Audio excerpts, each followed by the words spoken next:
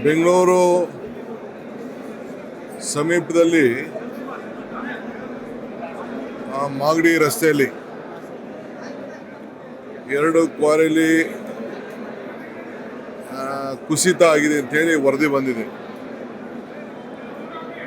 ಸುಮಾರು 6 ರಿಂದ 7 ಜನಕ್ಕೆ ಮಣ್ಣಲ್ಲಿ ಮಣ್ಣು ಕುಸಿತಾಗಿ ಸತ್ತಿದ್ದಾರೆ ಅಂತ ಹೇಳಿ ಮಾಹಿತಿ ಬಂದಿದೆ.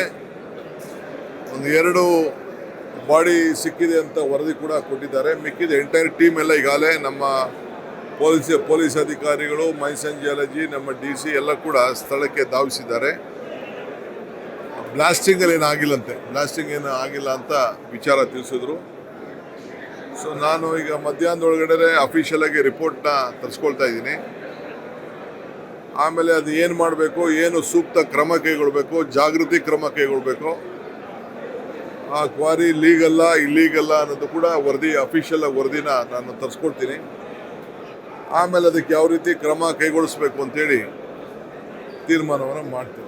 ಯಾಕೆಂದರೆ ಯಾವುದೇ ಕ್ವಾರಿಗಳು ನಡೆಸ್ಬೇಕಾದ್ರೆ ಅವ್ರದ್ದೇ ಆದಂಥ ಒಂದು ನಿರ್ದಿಷ್ಟವಾದಂಥ ನಿಯಮ ಇರ್ತದೆ.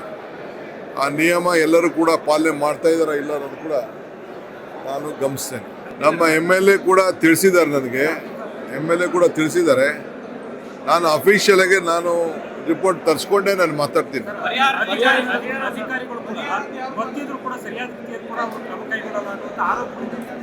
ನಾನು ತಿಳಿಸ್ತೀನಿ.